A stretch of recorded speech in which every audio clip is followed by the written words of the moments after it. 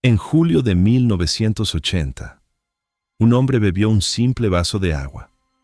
24 horas después, estaba muerto. Pero lo que vio en esos momentos entre la vida y la muerte, lo perseguiría para siempre. Porque Brian Melvin no fue a un lugar de luz y paz. Fue arrastrado a un reino de oscuridad, donde presenció algo que pocos seres humanos han visto: las celdas del infierno. Cubículos de tortura donde los condenados reviven sus crímenes, una y otra vez, por toda la eternidad. Y lo más aterrador de todo es que una de esas celdas estaba reservada para él. Esta es una de las experiencias cercanas a la muerte más detalladas y perturbadoras jamás documentadas. Y lo que este ateo militante descubrió en el otro lado cambió absolutamente todo lo que creía sobre la vida, la muerte y lo que nos espera después. Brian Melvin creció en una familia cristiana en Virginia, Estados Unidos. Pero desde muy joven comenzó a cuestionar todo lo que le habían enseñado. En la universidad, se sumergió en la filosofía, la ciencia y el pensamiento racional, y llegó a una conclusión que defendería con fervor durante años: Dios no existe. Brian no era simplemente un ateo pasivo, era lo que él mismo describía como un ateo militante. Argumentaba, debatía y desafiaba a cualquiera que creyera en lo sobrenatural. Para él, la religión era una muleta para los débiles, un cuento de hadas para aquellos que no podían enfrentar la dura realidad de la existencia. Cuando morimos, simplemente dejamos de existir. No hay cielo, no hay infierno, solo nada. Esta era su convicción absoluta. Con esta filosofía, Brian construyó su vida. Se mudó a Tucson, Arizona, y trabajaba en la construcción bajo el implacable sol del desierto. Era un trabajo duro, físicamente agotador, pero Brian era un hombre fuerte y resistente.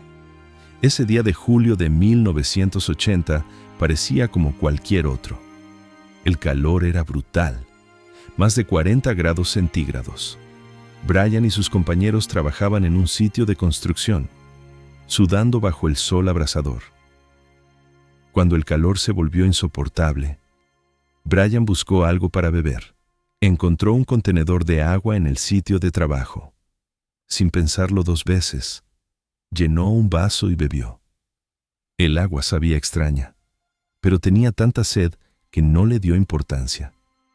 Lo que Brian no sabía era que esa agua estaba contaminada con Vibrio cholerae, la bacteria que causa el cólera, una de las enfermedades más letales conocidas por la humanidad. Esa noche, los síntomas comenzaron.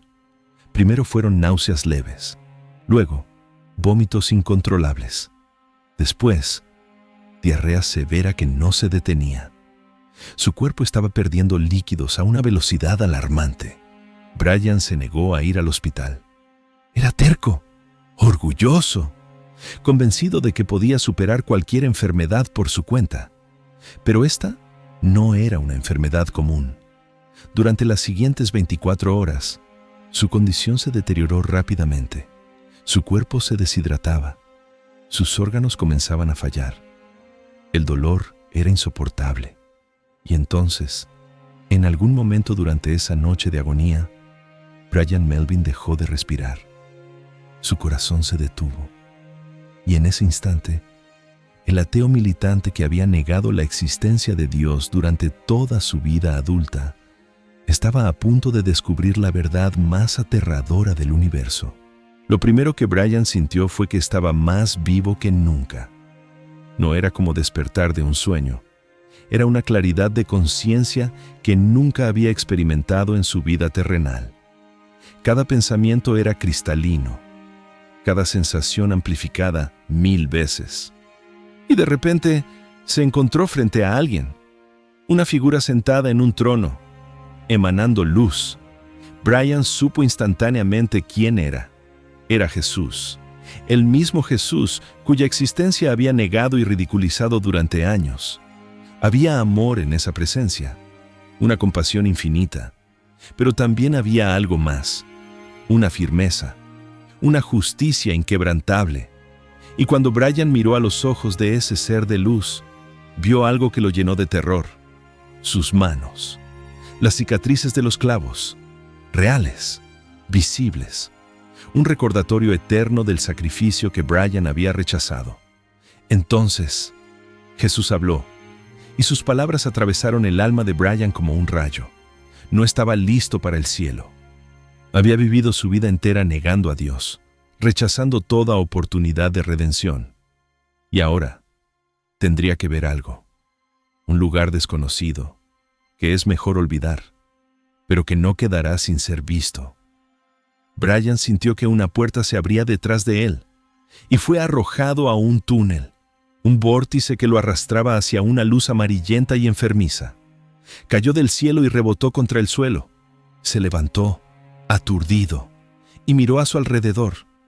Todo era marrón, muerto, calcinado. El calor era opresivo, sofocante, como estar dentro de un horno, y frente a él, en un pequeño valle, había una casa que reconoció inmediatamente. Era la casa de sus padres en Virginia, pero no exactamente. Había algo mal. Un árbol podrido donde debería estar el camino de entrada. Los colores estaban apagados, distorsionados, como una copia defectuosa de un recuerdo. Entonces, personas comenzaron a salir de la casa. Más personas subían del valle. Venían hacia él con los brazos abiertos, sonriendo, como si lo estuvieran esperando. Le daban palmadas en la espalda, lo abrazaban, le daban la bienvenida al paraíso. Pero algo no estaba bien. Brian reconoció a algunas de esas personas y sabía, con absoluta certeza, que no podían estar muertas. Su madre estaba ahí, pero su madre seguía viva. Entonces lo dijo en voz alta: «Tú no eres mi madre. Mi madre no está muerta. Tú no eres ella». En ese instante, todo cambió. Las sonrisas amables se convirtieron en muecas horribles. Las caras humanas comenzaron a transformarse, y Brian vio lo que realmente eran. Sus ojos, ojos de reptil, con iris amarillos como los de un cocodrilo. Criaturas demoníacas que habían estado usando máscaras humanas para engañarlo. Lo rodearon, docenas de ellos, cientos quizás. Brian hizo lo único que se le ocurrió. Comenzó a decir el nombre de Jesús, una y otra vez. Y descubrió algo extraordinario. Tenía permiso. Jesús le había dado permiso para usar su nombre en ese lugar. Y cada vez que lo pronunciaba, las criaturas no podían agarrarlo. Podían empujarlo, tocarlo, pero no podían morderlo ni desgarrar su carne. De entre la multitud de demonios, emergió una criatura diferente a las demás. Brian la llamaría después aliento de lagarto. Tenía una cola como de dinosaurio o cocodrilo, reptiliana. Su boca era enorme, desproporcionada, y su aliento era tan pútrido, tan fétido, que distorsionaba el aire a su alrededor. Esta criatura se acercó a Brian y le dijo algo que lo heló hasta los huesos. «Ven, sígueme, y te daré la mitad de mi reino». Brian no tenía opción. No podía quedarse ahí rodeado de esas criaturas. Así que siguió al demonio. Caminaron hacia el horizonte. Y entonces la criatura hizo algo imposible. Metió sus manos en el horizonte mismo y lo rasgó, como si el cielo fuera una cortina. Lo abrió en dos, y Brian lo siguió hacia el otro lado. Lo que vio entonces lo marcaría para siempre. Brian salió de lo que parecía ser un cubo, una celda, y se encontró parado en un camino ancho y polvoriento. La escala de lo que estaba viendo era imposible de comprender. Era un foso circular, una especie de escalera en espiral descendente, hecha de ladrillos. Pero los ladrillos eran las celdas, cubos de aproximadamente 3 metros por 3 metros, apilados 6 en altura, y detrás de cada nivel de celdas se abrían formaciones en nube, pequeñas habitaciones que se extendían hacia atrás. Brian miró hacia abajo y vio un abismo sin fondo, un pozo que se extendía hacia las profundidades, tan lejos como sus ojos podían ver, El calor era tan intenso que sentía que sus ojos iban a derretirse. El suelo bajo sus pies se sentía como carne podrida, pero era polvo. Podía ver rocas incandescentes brillando en varios lugares y el rugido de las llamas era constante, un sonido que nunca cesaba. El olor era tan horrible que podía saborearlo. A lo largo del camino polvoriento, Brian vio algo que lo llenó de horror. Vórtices de tornado, descendiendo del cielo, depositando personas en las celdas, y grupos de criaturas demoníacas, escoltando a los recién llegados, entregándolos a sus prisiones eternas. La criatura que lo guiaba le mostró algo más. Lo llevó hacia las celdas y le permitió mirar dentro. Y en ese momento, Brian recibió un conocimiento instantáneo.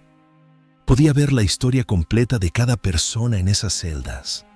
Sabía cómo habían vivido, cómo habían muerto y por qué estaban ahí. Pero lo más perturbador era que podía ver desde dos perspectivas simultáneamente. Veía lo que estaba pasando desde afuera de la celda y al mismo tiempo experimentaba lo que la persona dentro estaba sintiendo. En una celda, vio a un profesor. Estaba escribiendo en una pizarra, una y otra vez, sin parar. Este hombre había corrompido a jóvenes con sus ideas, había enseñado filosofías que alejaban a las personas de Dios. Nunca pensó que habría consecuencias por lo que enseñaba. Ahora, estaba atrapado en una eternidad de repetición vacía. En otra celda, Brian vio a un ministro, un predicador que había usado su posición para abusar de mujeres jóvenes. Dentro de su celda, creía estar en una reunión de avivamiento, pero las personas sentadas en las sillas no eran personas, eran demonios disfrazados. Incluso las sillas mismas eran demonios, y cuando se levantaban, lo perseguían. Lo golpeaban con un libro negro gigante. Él corría, pero la celda era pequeña. Y sin embargo, el escenario cambiaba mientras corría, como si estuviera en una cinta sin fin. Entonces, una entidad descendía del techo. Tenía pezuñas hendidas con garras. Ponía sus garras en el pecho del predicador y reía mientras lo aplastaba. Y entonces, todo comenzaba de nuevo. Otra escena, otro tormento, cosechando lo que había sembrado, por toda la eternidad. Brian siguió caminando con su guía demoníaco. Llegaron a una fila de celdas donde vio a nazis, personas que habían cometido atrocidades horribles. Estaban experimentando ser disparados, ser asesinados, una y otra vez. Vio al hombre conocido como el carnicero rubio, el que había organizado y sentado las bases para la solución final. Fue asesinado en Checoslovaquia en 1942 y ahora estaba reviviendo su propia muerte, infinitamente. Pero entonces, Brian llegó a una celda específica, una celda que parecía el interior de un horno.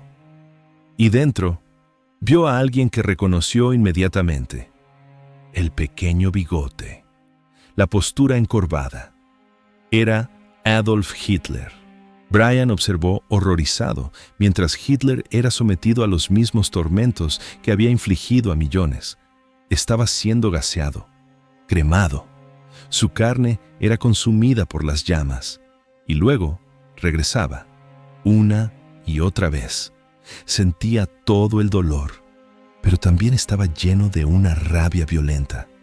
Brian supo intuitivamente que Hitler no solo experimentaba el fuego, también experimentaba las cámaras de gas, ser despojado de su ropa, ser violado, ser enterrado vivo. Cada atrocidad que había infligido al pueblo judío, ahora la sufría él mismo, una recompensa perfecta por sus crímenes contra la humanidad. La criatura continuó guiando a Brian hacia abajo, nivel tras nivel, y con cada nivel que descendían, los tormentos aumentaban. Las personas en los niveles superiores habían sido egoístas, habían herido a otros, pero los de abajo habían cometido males cada vez más profundos. Finalmente, llegaron a una celda que estaba abierta. Dentro había algo que parecía una silla de dentista. Y Brian supo, con una certeza absoluta, que esa celda era para él. Esta celda era más grande que las otras, y estaba abierta, lo que significaba que todo el ejército del infierno podía entrar a atormentarlo. Entonces, Brian entendió lo que la criatura había querido decir. Te ofrezco la mitad de mi reino. No era un regalo, era una sentencia. La mitad del reino del infierno vendría a torturarlo, para siempre. Brian había perdido toda esperanza. Este era su destino. Este era el lugar que merecía. Toda una vida negando a Dios, y ahora pagaría el precio eterno. Quería despertar, pero no podía. Y entonces sintió algo. Una presencia que se acercaba por detrás. Los demonios a su alrededor lo sintieron también, y huyeron. Todos ellos.